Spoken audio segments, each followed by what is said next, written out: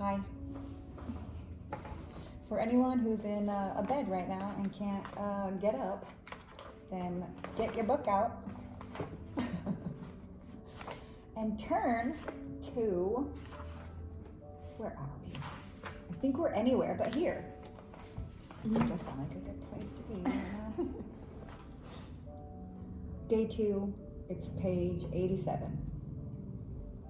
Okay, I'll read a little bit and then you can read a little bit because Okay. And how far do we want to go? We'll see. Mm-hmm. Yeah. We won't make this video too long. Okay, anywhere but here. And you got your Bible Yep, I just got my searching. Bible. Okay, we don't really need this. Okay, you do the scripture if she wants, and I'll do this. Okay.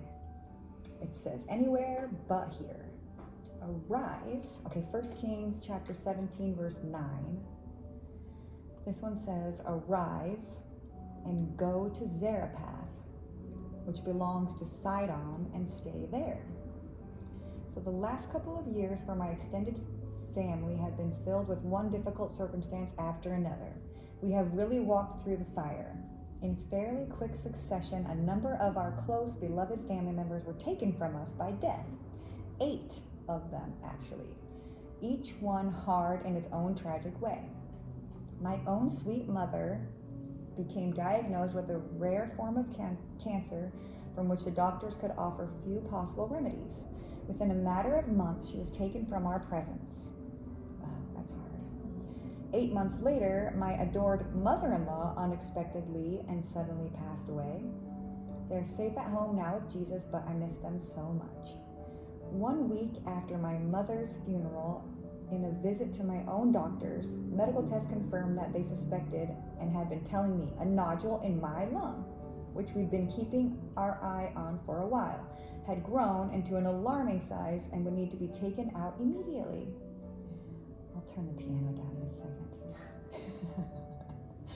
The invasive surgical procedure to remove the entire lobe of my left lung revealed what we were afraid to discover. The nodule was cancerous.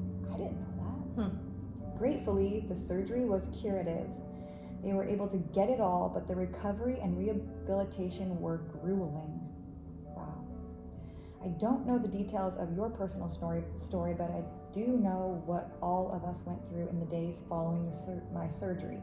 COVID-19, the global pandemic, followed by the death of an African-American man in police custody, sparkling unmitigated racial tensions that flared up into large-scale protests, isolated incidents of rioting and volatile unrest across America.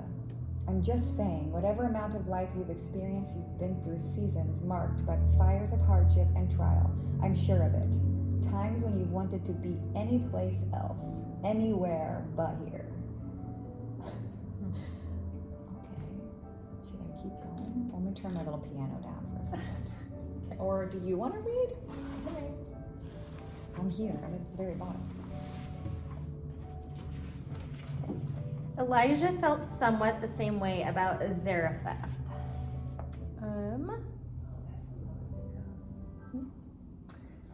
Notice the definition of I think it's Zarephath in the margin. How does the single piece of information parallel with what we've already learned about the way God works maturity and development in his children? It says the name Zarephath comes from a word that means smelting furnace or refining. I have pens over here because there's questions. Mm-hmm. Okay, let's do our questions. So let's see. How does this single piece of information parallel with what we've already learned about the way God works maturity and development in his children? To you, so you can write. By going to Zarephath? Yeah, well, talking about the definition, so I think it would be like refining them and like teaching them. I just did this little part, and that's the. Notice the definition. Smelting furnace or refining. How does a single piece of information parallel? All I could think of is that God, in this book, God moved Elijah to show his strength, the brook was dry. Mm. So now he's moving him to another place. And later in the week, we didn't get to that on last Tuesday, but so he was asked to move to this Zarephath place where he would meet a widow, and the widow was going to feed him. Yep, that was that So- first verse they had us read. I think talked about that, right? Because it was, go at once to Zarephath in the region of Sidon and stay there. I've directed a widow there to supply you with food. Oh, okay. Yeah. So that's kind of a lot of faith to have, to just get up from a place that the dry brook and to just walk to a town. We don't know if he knew where or if he'd even ever been there. And there was going to be a lady there. I mean, it sounds all good when you're reading it on a book and, oh yeah, but in real life, that's not real. No. I'd be nervous. So, Yeah. what have we learned and how does it parallel? It's just the same thing, basically, moving. I'm just going to put God's moving. Yep. Okay, let's keep going because I need her to explain what's happening here because I am a little bit frustrated right now. Zarephath was a furnace into which Elijah was being sent. Okay.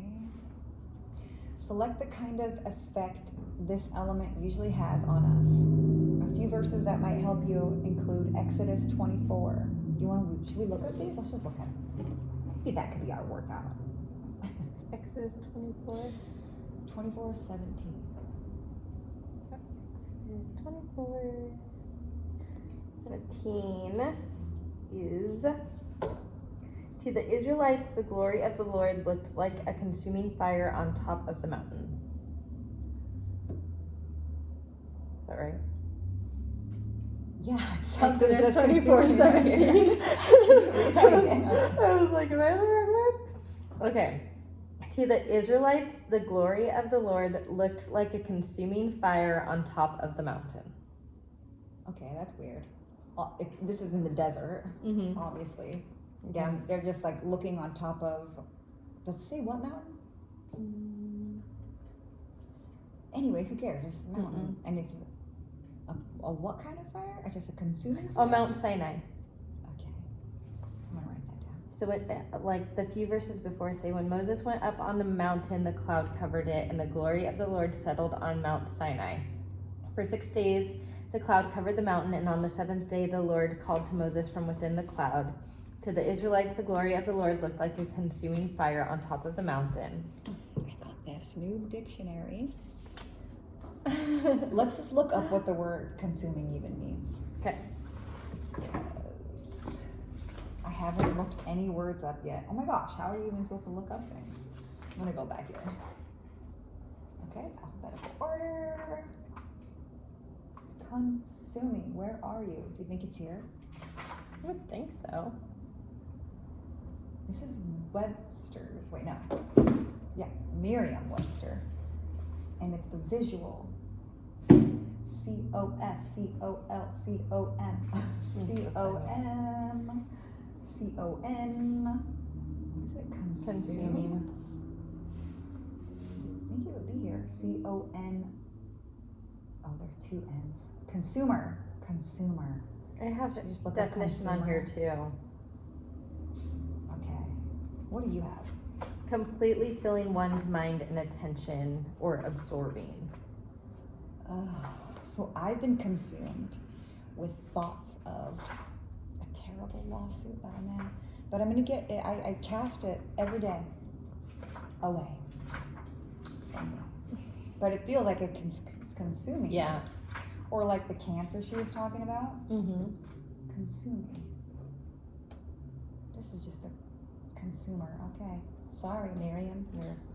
You're not No here help for at us all. right now. I'm serious better right now than you are. Okay, let's just go to another scripture. Let's go to Isaiah 48:10. see. 40, 10. Okay.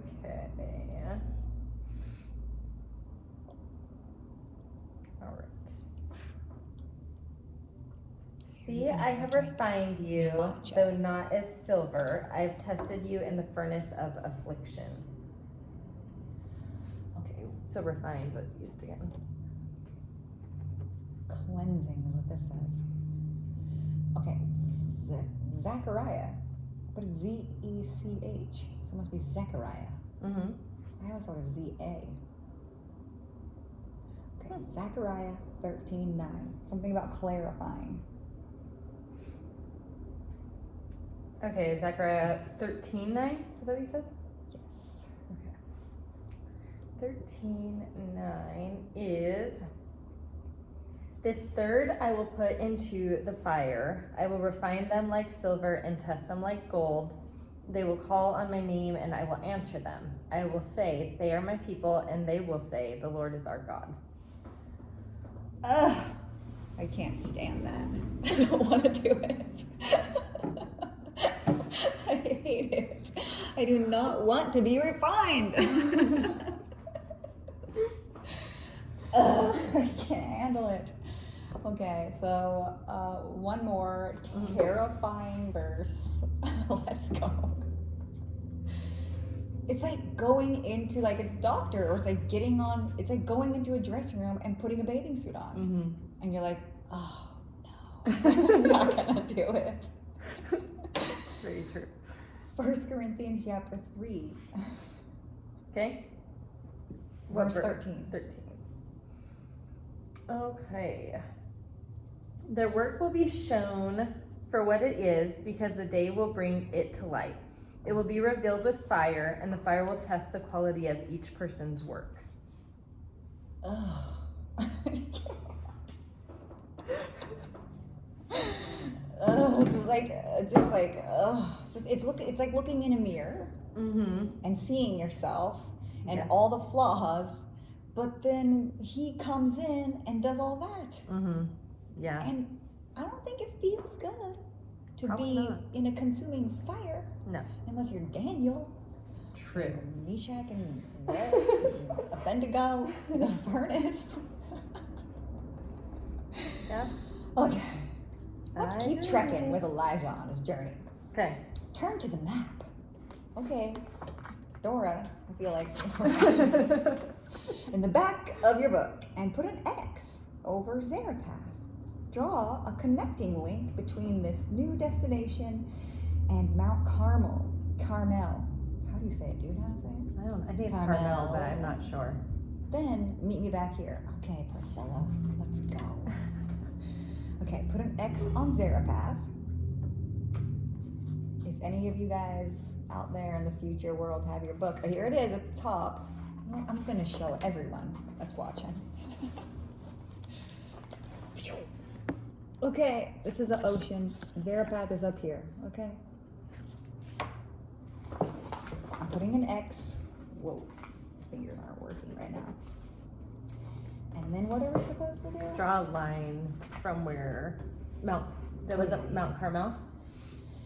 Okay, well, where's that? Well, it's not very far. It's just from this top there to here. You know what? I'm gonna go over here one day. Okay, so that's not so bad. I could do it. It's like 25 miles. I signed up for a hike. Did you? It's 23 miles. When is that? August. Really? Middle. Yeah. Where? I'm hoping it's a victory march. Here? No, like Leavenworth or that. Oh, that would be cool. Glacier Mountain, like the base of it, I guess. Huh. Riley wants to go. You could come.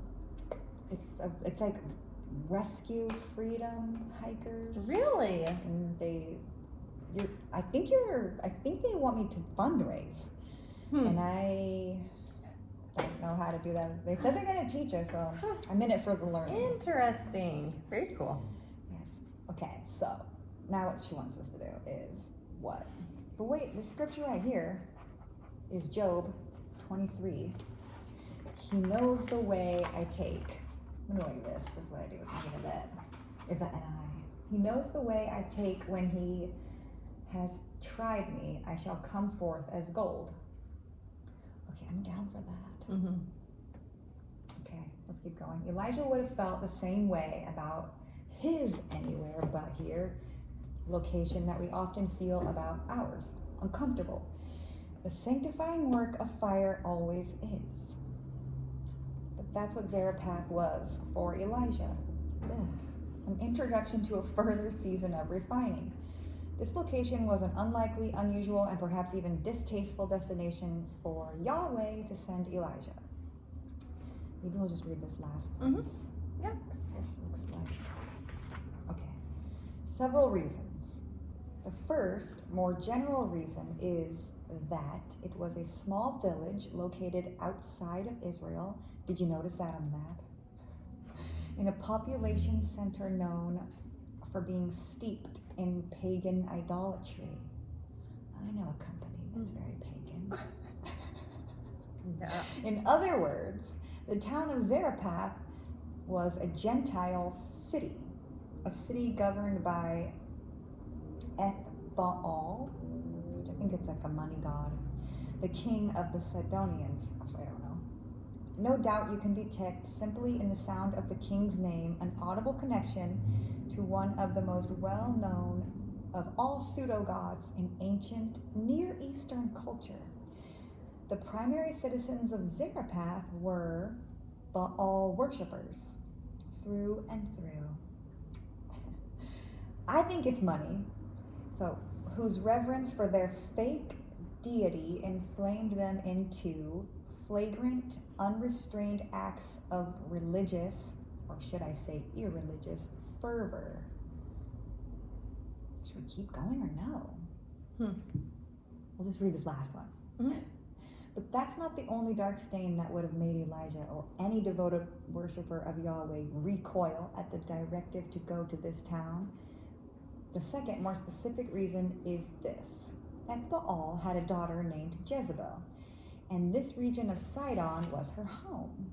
Here, she'd been reared into the woman who nearly single-handedly introduced the unhindered worship of Baal among God's people.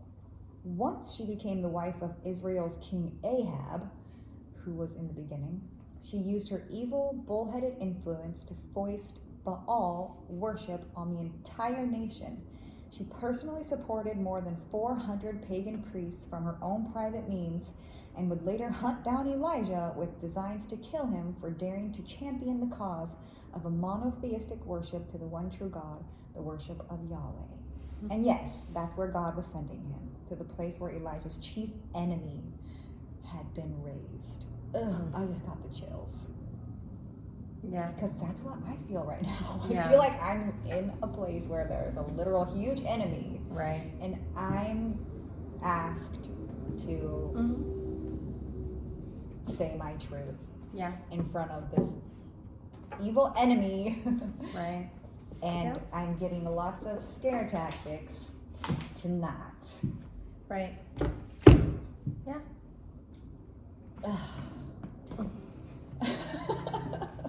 I agree.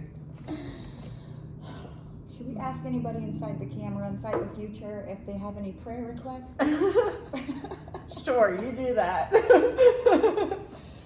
Amy and I would like to know. Do you guys have any prayer requests?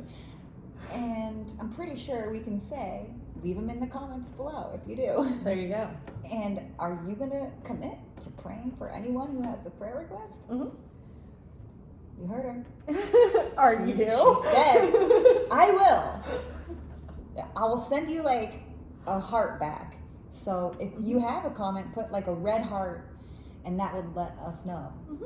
And then maybe if it's soon, we'll do it. But if you're 10 years from now, you're going to have to maybe put like a line of hearts or something. Like, what? I think. Oh, jeez. Anything else you'd like to say to possibly your grandchildren? Or My grandchildren. Maybe Megan. I'm good. This is Amy, and her name is Amy Parker, and I'm Shannon Hayden, and you can look us up. And we used to look like this, but now we might look really old. But signing off. 20 minutes. All right. Okay, bye, guys. Whoever you are, be blessed.